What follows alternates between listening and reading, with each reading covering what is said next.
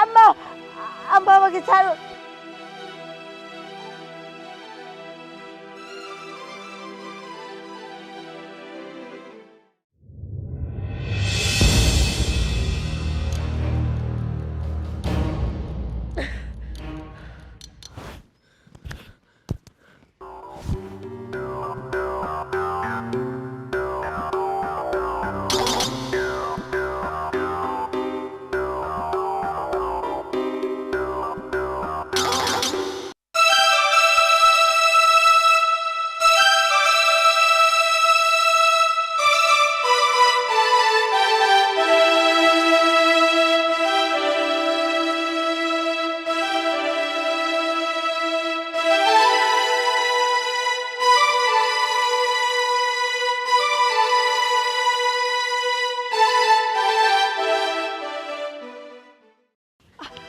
আম্মা আমার লাগছে।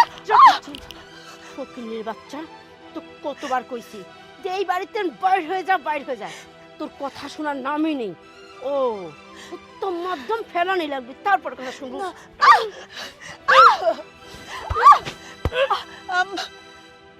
শোন, তুই এই বাড়ি থেকে বাইনা হয়ে গেলে কিন্তু তোর কিন্তু চরম বিপদ আছে। তোর মতো একটা ফকিন্নির মেয়েকে আমি এই বাড়ি পালতে পারবো না। আম্মা আপনি এসব কি বলছেন? আমি কেন এই বাড়ি থেকে বের হয়ে যাব? এটা আমার স্বামীর বাড়ি। আমি জীবনকে ভালোবেসে, জীবনও আমাকে ভালোবাসে, জীবন আমাকে ভালোবেসে বিয়ে করে এই বাড়িতে নিয়ে আসছে। আমি কেন শুধু শুধু এই বাড়ি থেকে বের হয়ে যাব? একদম চুপ। ভালোবাসা, বিয়ে, এগুলি কিসের উপর দাঁড়ায় থাকে কত দেখি?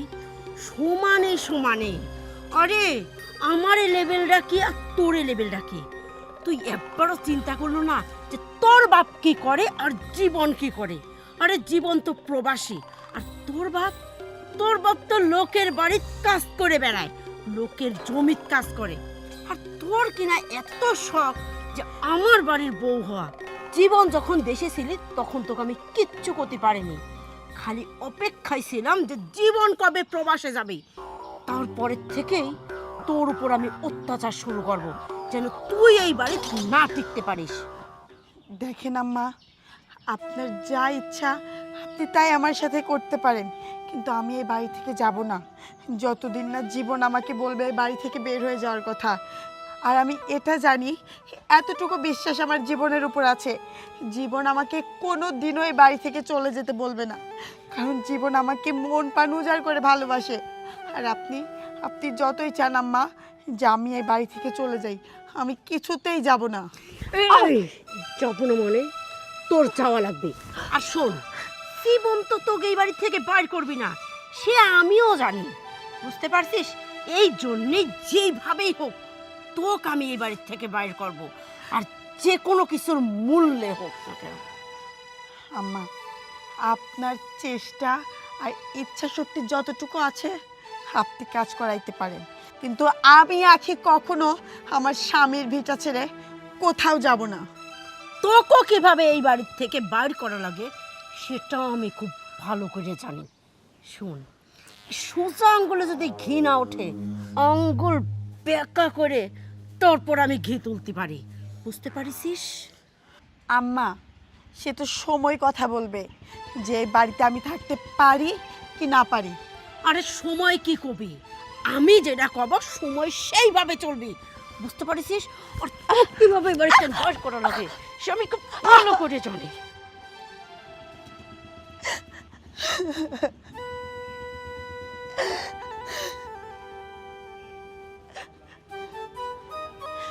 আল্লাহ, আমি এখন কি করব বলো? আমি যদি আমার বাবার বাড়িতে ফিরে যাই, আমার বাবার তো সামর্থ্য নেই আমাকে চালানোর, কিন্তু আমি কেন যাব? আমি যাব না। আমি জীবনকে ভালোবাসি, জীবন আমার স্বামী। আমার স্বামী যতদিন না বলবে আমার এই বাড়ি থেকে চলে যেতে হবে, ততদিন আমার যত কষ্টই হোক আমি এই বাড়িতেই থাকবো, আমি কোথাও যাব না।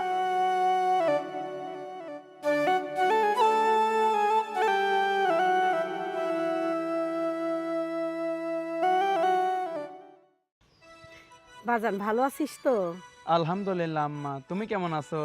আলহামদুলিল্লাহ, আমিও ভালো আছি। আচ্ছা আম্মা, আখি কেমন আছে? হ্যাঁ, ও সেই ভালো আছে। তুই ওর কথা চিন্তা করিস নি। আমি বাড়ির থাকতে ওর কোনো অযত্ন হয়ে দেব না নে তো। আম্মা, আখি কি ঠিক মতো তোমার যত্ন নেয় তো? হ্যাঁ, নে, যত্ন নেয়। ও, তাহলে তুমি আখির যত্ন নেও তো? আম্মা, আপনার ছেলের সাথে কথা বলছেন? হ, আমার ছাগলের সাথে কথা কইছি। আর চলে আইছিস শোনার জন্যে। একটু ফোনটা দেন না। আপনার ছেলের সাথে আমি কতদিন কথা বলি না, আমার খুব খারাপ লাগে আম্মা।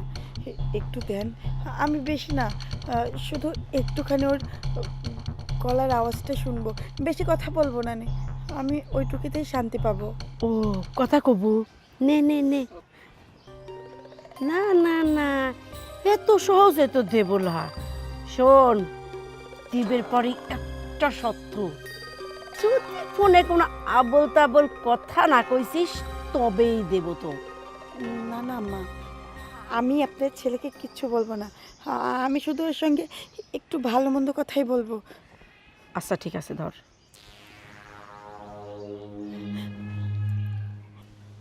হ্যালো, হ্যাঁ হ্যালো, কেমন আছো তুমি? আমি ভালো আছি, তুমি কেমন আছো? আলহামদুলিল্লাহ, আমি অনেক ভালো আছি। তোমার শরীর স্বাস্থ্য ঠিক আছে তো? হ্যাঁ, আমি একদম ঠিক আছি, তোমার শরীর ভালো আছে তো? আলহামদুলিল্লাহ, আমার শরীর অনেক ভালো আছে। আচ্ছা, খাওয়া দাওয়া করছো তুমি? হ্যাঁ, আমি তো খাইছি, তুমি খাইছো তো? হ্যাঁ, আমিও খাওয়া দাওয়া করছি। আচ্ছা, বলতেছি তুমি ঠিক মতো আম্মার যত্ন নেও তো? হ্যাঁ, তুমি এই নিয়ে একদম চিন্তা করো না, আমি আম্মার সবসময় যত্ন করি। আম্মা তোমার যত্ন নেয় তো? আসলে উম, উম, উম, না, আ- আসলে হয়েছে কি জীবন, আম্মা আমার এত বেশি যত্ন নেয় যে আমি বিরক্ত হয়ে পড়ি জানো। তোমার মা আমাকে নিজের মেয়ের থেকেও বেশি ভালোবাসে, সবসময় আমাকে মেয়ের মতো আদর করে, আমাকে এই বাড়ির কোনো কাজ করতে দেয় না, আবার আমাকে বাবার বাড়িও সহজে যাইতে দিতে চায় না। আমি চলে গেলে নাকি ওদের খুব একা লাগে। শোনো, তুমি আমাকে নিয়ে একদম চিন্তা করো না, তুমি ঠিকঠাকভাবে খাওয়া দাওয়া করবা আর নিজের যত্ন নিবা। আমি পরে আবার তোমার সাথে। বাজান, হ্যাঁ আম্মা, বলো। কইছি কি বাজান, আবার পরে কথা কইলে বুঝছাও। ও আবার মনে করো ওই আবেগী মানুষ তো তোমাকে বেশি ভালোবাসে, কথা কথা কথা প্যাঁচ প্যাঁচ করে কাটিয়ে ফেলা দিয়েছে বুঝছো বাজান। পরে আবার কথা কই না বুঝছাও। আচ্ছা আম্মা, দেখে শুনে থাইকো। আচ্ছা, তুমিও দেখি শুনি থাকি। এই মাগি, এই, তুই কেবলই কতি লাগিছিল যে আমি তোর দেখাশোনা করিনি, তো টাইনে ছিঁড়ে ফেলা দেবো বুঝছিস। কত বড় আসপদ্দা, তুই কিভাবে চিন্তা করিস তোর মতো একটা ফকিন্নির বাচ্চাকে আমি যত্ন করবো, দেখে শুনে রাখবো? এটা ভাবলো কে করে? যা করেছিস করেছিস, তৃতীয়বার যদি মুখ খোলার চেষ্টা করেছিস, এই সুই দিয়ে তোর মুখটা আমি সিলাই করে দেবো, বুঝতে পারছিস? যা হেঁটে যা, যাবে না দিল। মুখটাই নষ্ট করে দিল। সওয়ালের সাথে একটু দু একটা কথাবার্তা কব না, ওর জন্য কথাটাই করতে পারলাম না। হ্যাঁ, তুমি ছাড়ো।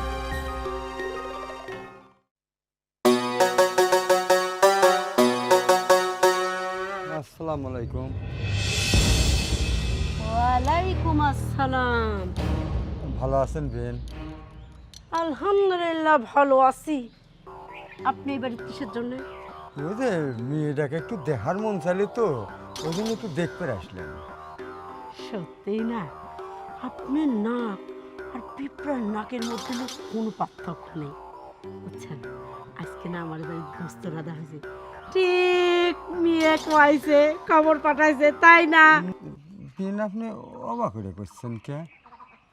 কেবা করি কব, এবা করি কই, এই ফকিন্নির বাচ্চা ফকিন্নি, যখনই আমার বাড়ির ভালো মন্দ রাধা হয় তখনই চলে আসিস একবারে চাটুন চাটুন খাওয়ার জন্যে। তোর কি হায়া লজ্জা বলে কিচ্ছু নেই? হ্যাঁ, তোর কি হায়া লজ্জা বলে কিছু নেই? তোর প্রত্যেক দিন তোকে অপমান করে গেটের তেন বাইর করে দেই, তারপরেও আসিস। যখনই 15 আগস্ট রাধা হয় তখনই গিলবের আসিস।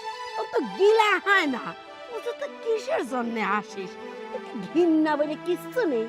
আচ্ছা, তোর কি মুখটা যেরকম কালা, তোর অন্তরটাও কালা, বুঝছিস? সেই জন্য মনে হয় যে অপমান করে তো করি, তোর মনে লাগে না, বুঝছিস? বিন দেখেন, আপনি বিশ্বাস করেন, আপনার বাড়ি ভালো মন্দ রান্না করেছেন, আমি এটা গুণাক্ষরেও জানি না। আমি মাঠের থেকে কাম শেষ করিয়ে মনে করলাম যে মেয়েটাকে একটু দেখে যাই, তাই আমি আইছিলাম। তোর এত বড় সাহস, এই ফকিনের বাচ্চা, তুই জানিস নি যে এটা প্রবাসীর বাড়ি, এটা কোটিপতির বাড়ি? আর তুই কি করেছিস? তোর পা ফাটালিয়ে গায়ে মাটি মাখালিয়ে এই বাড়ি চলে আসিস। আরে তোর মেয়ে যে এই বাড়িতে আমি রাখিছি, এটা তো তোর সৎ পুরুষের ভাগ্য। না, আমি থাকবো না রে বিন, ওই এক নজর মেয়েটাকে দেখিয়ে আমি অমনি চলে যাবো না। এক নজর দেখবো? তুই এখনো কোয়ার সাহস পাচ্ছিস? তুই কি চাচ্ছিস তোর লুঙ্গি খুলে যতক্ষণ হাতে না ধরাই দেব ততক্ষণ তুই যাব না নে, তাই না? না আমার পায়ের জুতা খুলে তোর মুখে চটম চটম করে বড়াই দেব, তারপরে তুই যাব। বাড়া, আমি কিচ্ছু করতে চাচ্ছি না তোর সাথে, বড়া করছি। তুই এভাবে যাব না নে, বড় হেনতেন বড়।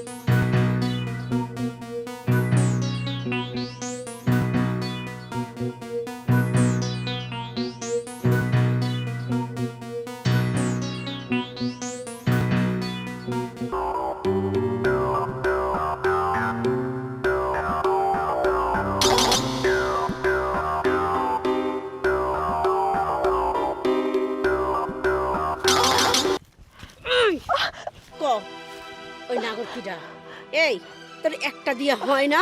হ্যাঁ, আমার সওয়াল রয়েছে প্রবাসে, তুই কি না দেশে নাগর জোটাই বেরিয়েছিস? ক এরকম আরো কতগুলি নাগর আছে, ক কিন্তু। এটা আপনি কি বলছেন আম্মা? আপনি আমাকে অযথা ভুল বুঝছেন। আমি ভুল বুঝতেছি না, আমি নিজের চোখে দেখলাম তুই তোর নাগরের সাথে কথা করছিস। শোন, সত্যিটা যদি না কই সেই সওয়ালের নাম কি, তাহলে তোর কিন্তু বিপদ আছে। ক কিন্তু। আম্মা, চোখের দেখাও কিন্তু কিছু সময় ভুল হইতে পারে। আম্মা, চোখের আমার দেখা? লাগছে। চোখের দেখা সত্যি, আর আমি যেটা দেখেছি সেটা একদম সত্যি। ওই সওয়ালের আমি মুখ দেখতে পারিনি, গামছা দিয়ে ঢাকা ছিল। হ্যাঁ, এরকম গামছা দিয়ে ঢাকা আগেও দেখেছি। তোর সাথে দেখা করতে আসে, তার মানে খালি দেখা না, এর সাথে তারও তোর আরো অনেক কিছু হয়। তাড়াতাড়ি কর, এই সওয়াল কিরা? আমি ওই সওয়ালের বাড়ির তোকে তুলে দিয়ে আসবো, আমার এই বাড়িতে আমি তোকে রাখবো না রে। ক কিন্তু। আম্মা, আপনি শুধু শুধু আমাকে ভুল বুঝছেন। বিশ্বাস করেন, ও কেউ না। আপনি আমাকে ভুল বুঝেন না আম্মা। আম্মা, আপনি আমাকে ভুল বুঝেন না। ওর সাথে আমার কোনো সম্পর্ক নেই। আপনি শুধু শুধু ভুল ভাবছেন।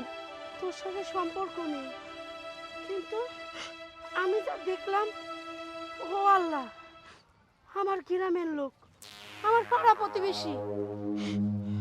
জানতে পারে যে আমার বেটার বউর অবৈধ সম্পর্ক আছে, আমার বেটার বউ নষ্টামি করে, পরক্রিয়া করে, তাহলে আমার আর আমার সাওয়ালের মান সম্মানের কি হবে?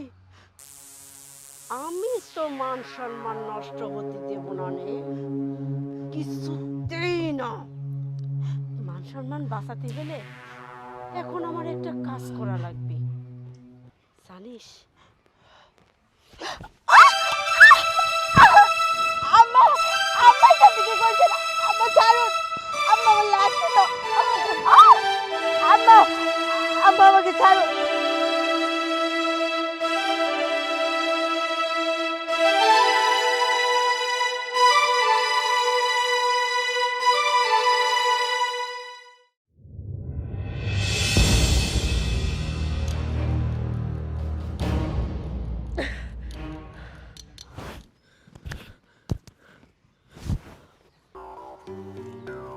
মরে গেছিস তো যা, তারপরেও আমি তো বাইসে থাকতে দিতাম না। তুই কি ভেবেছিস তুই আমার সাওয়ালের সংসার করব, আমার সাওয়ালের প্রবাসী টাকা তুই খায়ে নষ্ট করে দেব, অন্য পর পুরুষে বিলাবো আর আমি সেটি মাইনে নেব? না, কোনো সময় না। কিন্তু আমি যে ওকে মাইরে দিছি, এখন যদি লোকজন জানাজানি হয় তাহলে তো আমার জেল ফাঁস হয়ে যাবে না। এখন কি করি? আমি একটা বুদ্ধি পাইছি, তো এমন গতি করব যেন তোর সন্ধান কেউ না পায়।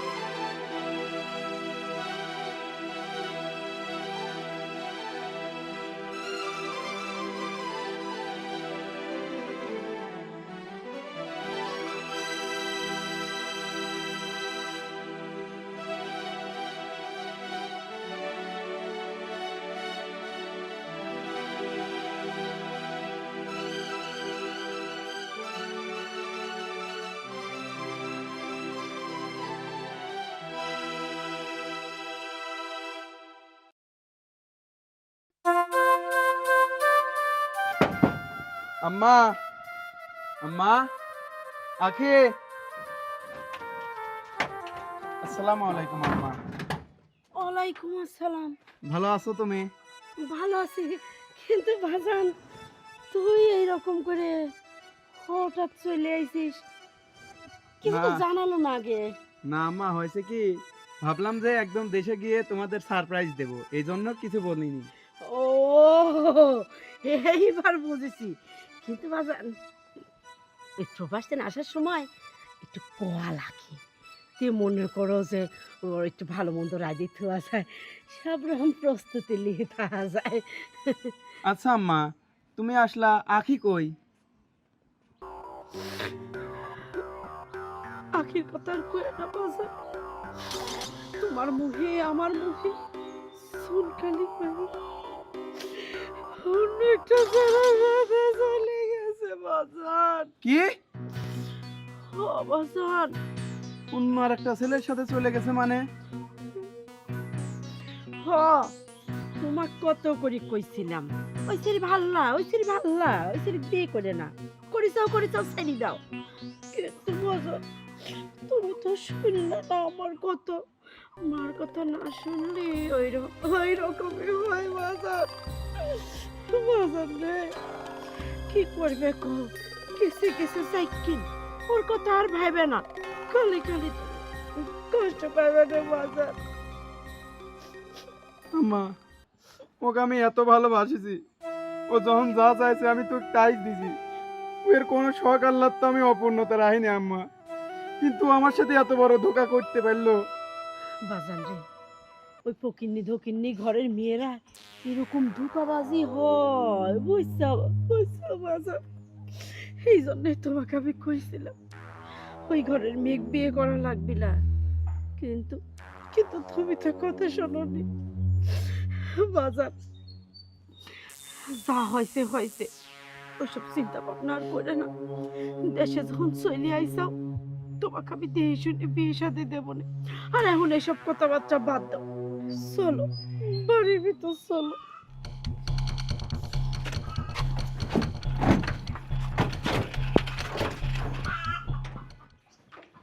বাজান, আমার খেলা তুমি বুঝতে পারবে না। তুমি যে আমার নাটক দেখতেছ না, এটা ছবি কো হার মানাবে, বুঝছো? তোমাকে আমি বুঝতেও দেবো না, তোমার বইকে আমি কোণে পাঠা দেব।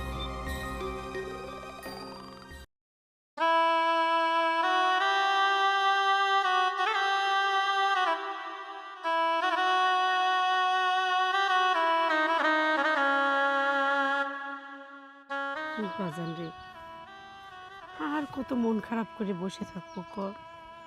প্রবাসতে নাইছিস পরের দিন এই খালি মনটা বেজার করে থাকিস। আমি তো মা, আমার কি ভাল লাগে ক? মা, আমি ওকে কত ভালোবাসতাম তুমি তো জানো। ও আমার সাথে এরকম প্রতারণা করতে পারলো। বাবারে, তুই যখন ওকে বিয়ে করেছিস ভালোবাসে, তখনই আমি তো কইছিলাম বাবা, এই মেয়ে ভাল্লা, এই মেয়ের স্বভাব চরিত্র ভাল্লা। শোন, ফকিন্নি ঘরের মেয়েরা ওইরকম খারাপ হয়। কইছিলাম বাজান, বিয়ে করে ফেলাইছিস ফেলাইছিস, কিন্তু এখন তুই ওকে ছাইড়ি দে। না, তুই আমার একটা কথাও শুনলু না। তুই কি করলু? এই বউ আমার ঘাড়ের উপর ফেলা থুয়ে তুই প্রবাসে চলে গেল। তুই কি জানিস, প্রবাসে যাওয়ার পরে তোর এই বউ এই সাওয়াল ওই সাওয়ালের সাথে পষ্টি নষ্টি করে দুনিয়ার পরক্রিয়ায় লিপ্ত ছিলি। আমি খালি হাতে নাতে ধরবির পারতাম না। এখন দেখলো তো জুলা জম্বল টেকা পয়সা যা ওর নামে দিয়েছিল সব লিথই পগার। মার কথা শোনা লাগে বুঝলু? যে সাওয়াল মার কথা শোনে না, তার জীবনতেন কোনো দিন দুঃখ কষ্ট যায় না। এখন মা, যা হওয়ার তা তো হয়েই গেছে। এখন এই বিষয় নিয়ে আর কথা বলে কি লাভ? লাভ আছে, লাভ না থাকলে কি আমি কথা কতি আইছি? শোন বাজান, এরে শোন, তোর মামার যে মেয়েটুক আছে, মাইজিন মেয়ে, বলে গেছিস ওর কথা? তোর মামার মাইজিন মেয়ের সাথে তো বিয়ে দেব। শোন, তোর মামার তো সাওয়াল পাওয়াল নেই, ওই ছয় সম্পত্তির দোকানপাট, ওই টেবিলের গুলায় দুনিয়ার দুহান, ওটা খাবে কেডা? ওই যে তিন নিয়েছে সাময় থাকবেনি, সাময়রাই তো পাবেনি। আর কত পুহির চিন্তা কর, বাড়িতে কত পুহির রয়েছে, বিঘির উপর পুহির রয়েছে। শোন বাজান, ওই আপদ বালাই ইল্লেত গেছে সাইকিন। শোন, তুই আমার কথায় রাজি হয়ে যা। তোর মামা তোক জামাই বানানোর জন্য এক পায়ে খাড়া। এ বাজান, খালি তুই রাজি হবি, তাই মনে কর বিয়েটা হয়ে যাবে। না মা, আমি যে ভুল একবার করছি, আমি দ্বিতীয়বার সে ভুল আর করতে চাই না। তার চাই আমি যেভাবে আছি আমি সেভাবেই থাকতে চাই। না না না না না না, তুমি সেভাবে থাকবি ছেলে, আর আমি তোমাক থাকবি দেব, ওটা তো হবিলা বাজান। তুমি আমার সাওয়াল, তোমাক সুহে রাহার দায়িত্ব আমার। শোন, আমি তোর বিয়ে ঠিক করেছি, তোকে ওই জায়গায় বিয়ে দেব, আর এবং এই মুহূর্তে তোকে আমরা নিয়ে যাব। শোন, তোর মামারা ওইদিক সব রেডি করেছে, চল আমার সাথে। মা, তোমাকে তো আমি বললামই আমি এই বিয়ে করতে পারবো না। আরে সাওয়াল, তুই কলু আর হয়ে গেল নাকি? চল চল ওঠ। চল মা বললাম মা আমি বিয়ে শাদী আর করবো না। বিয়ে শাদী করবো না মানে পোতা পাটকা, তারপর পারবো। গাড়ি কখন এসে দাঁড়া রয়েছে, যাওয়ার নামই লিখছিস নি। দেখ তো কত সুন্দর দেখা যাচ্ছে। চল বাজার চল। ওরে, ও ভূত দেখতেছি। ভূত মানে? রাখি, তুমি আমার বাসায় আসছো মানে তুমি যাও, আমার বাসা থেকে চলে যাও। কিসের যাবি, কি করবি? আরে তুই দাঁড়ানির ব্যবস্থা কর। আরে কবিরাজ ডাক দে, কবিরাজ ডাক দে। আপনার এসে রয়েছে, দাঁড়ানির ব্যবস্থা করতে তাড়ি কর। আম্মা তুমি এসব কি কথা বলতে চাও? ভূত মানে? তুমি না বলছিলা ও হচ্ছে একজনের হাত ধরে চলে গেছে? লোক করত, ও আমি নিজে জিন্দা কবর দিছি, ওই একজনের হাত ধরে চলে গেছে। ভূত ও কি চিন্তা কবর দিছ মানে? ওই জন্যই তো করছি। দেখ জিন্দা খবর দিছি, পরে তো ভূত হয়ে এসে সামনে দাঁড়াইছে। এখন ঠিক আমাকে মারতে আইছে। জীবন আম্মা, অনেক নাটক করেছেন, এবার একটু থামুন। আপনার নাটকের দিন শেষ, এবার বাদ বাকিটুকু আমাকে বলতে দেন। তার মানে তুমি মরনি? আমি তো তোমাকে মাটি দিছি, তুই বাইসে আসলে কি করি? ওই যে কথায় আছে না আম্মা, যে রাখে আল্লাহ মা রেখে, আপনি তো আমাকে জিন্দা কবর দিয়েছিলেন, তারপরেও আমি কিভাবে বেঁচে ফিরলাম আপনি তো জানতে চান, তাই না? তাহলে শুনুন।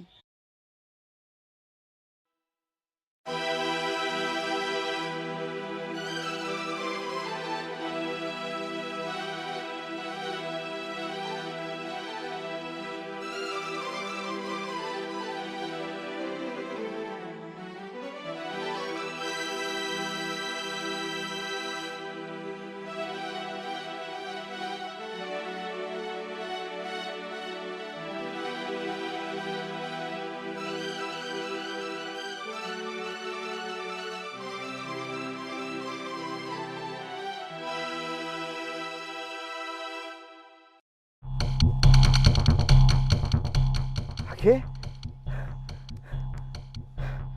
আখে, আখে বোন আমার।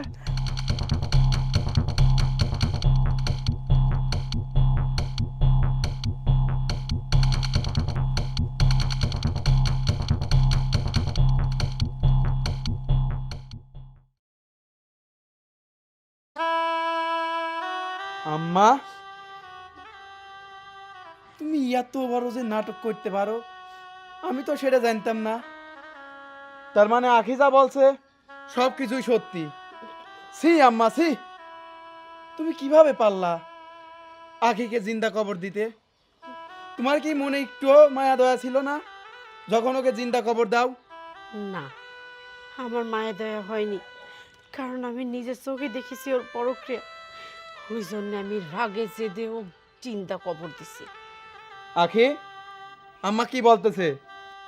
জীবন, তোমার মা বলছে যে আমার নাকি পরকিয়া সে তার নিজে চোখে দেখছে, কিন্তু তোমার মাকে প্রশ্ন করো তো যে সে আমাকে কখনো ধরছে কিনা হাতে নাতে। আসলে আম্মা, চোখের দেখাও সবসময় সত্যি হয় না। এটা সত্যি যে আপনি আমাকে দেখেছেন একটা লোকের সঙ্গে মাঝে সাঝে আমাকে দেখা করতে, কিন্তু আপনি কখনো আমাকে প্রশ্ন করেননি যে ওই লোকটা কে। আপনি শুধু শুধু আমার উপরে মিথ্যা অপবাদ দিয়েছেন যে আমি পরকিয়া করি। আচ্ছা আম্মা, নিজের আপন ভাইয়ের সঙ্গে কি কেউ পরকিয়া করতে পারে? আপন ভাই মানে কি কও তুমি? হ্যাঁ আম্মা, ওইটা আমার ভাই, আমার ভাই রাসেল। আসলে আমি যখন ছোট ছিলাম তখন আমার ভাই একটা মিথ্যা মামলায় ফেঁসে যায়, তারপরে ভাইয়াকে পুলিশ নিয়ে যায়। ভাইয়া এত বছর জেলে ছিল, যার কারণে আপনারা আমার ভাইকে চেনেন না। আর আমিও আপনাদেরকে বলিনি, কারণ আপনি তো আমাকে এমনিতেই পছন্দ করেন না, যে আমার বাবা গরিব।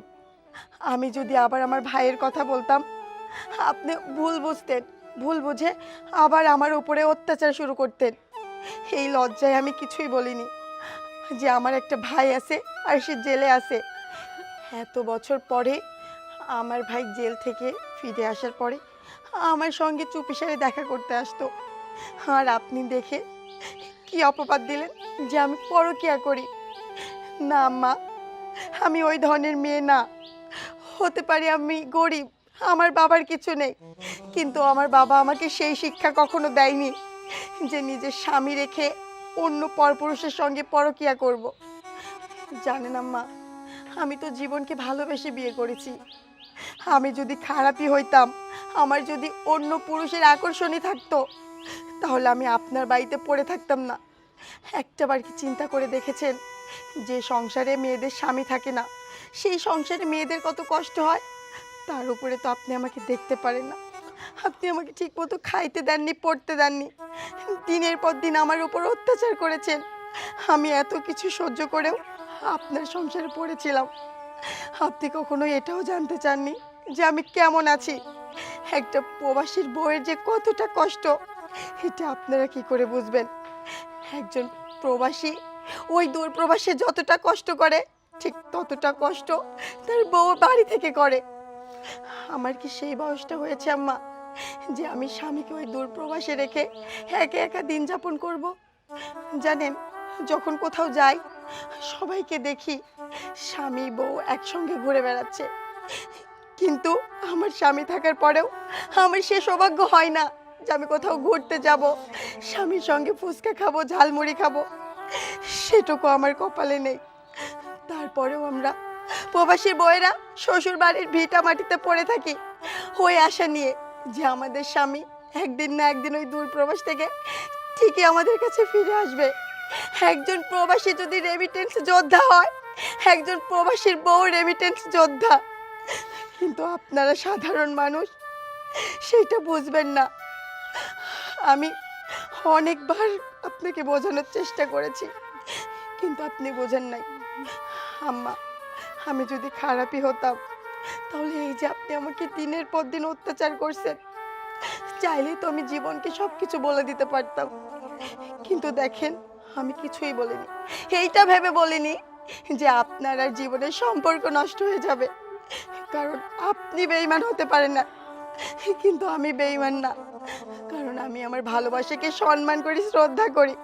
আমি কখনোও চাইনি যে জীবন আমার উপরে যে বিশ্বাসটুকু রাখে সেইটুকু উঠে যাক। বৌমা,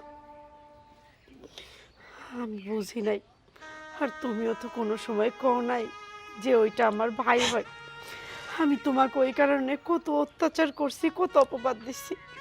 তুমি মুখ ফুটে একবার বলতে পারতে, আম্মা ওইটা আমার ভাই। যাই হোক, ভুলটা আমারই, অন্যায়টা আমিই করছি, এই জন্যে ক্ষমা আমিই চাচ্ছি। আমাকে মাফ করে দাও তুমি। আম্মা, আপনি এইভাবে আমার কাছে ক্ষমা চাইবেন না, কারণ আপনাকে আমি কখনো শাশুড়ির চোখে দেখিনি। আমি সেই ছোটবেলায় মাকে হারিয়েছি।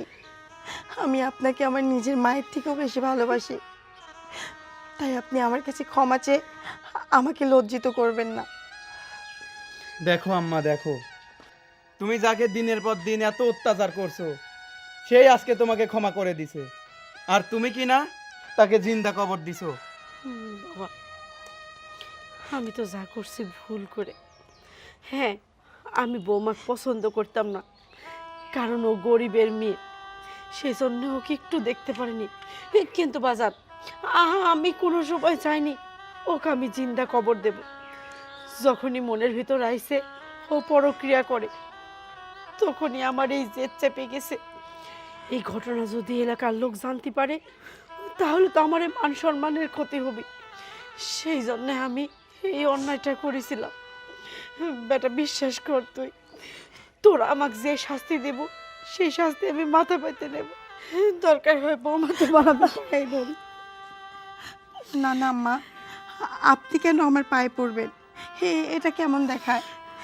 আম্মা, আপনি যে আপনার ভুলটা বুঝতে পেরেছেন, এটাই আমার জীবনের সব থেকে বড় পাওয়া। আম্মা, আমি নতুন করে আপনার কাছে কিছুই চাই না। আমি শুধু চাই আপনি সারাটা জীবন আমাকে নিজের মেয়ের মতো আগলে রাখবেন। হ্যাঁ, এখন থেকে আমার মেয়ের মতো তোমাকে সারা জীবন আগলায় রাখবো।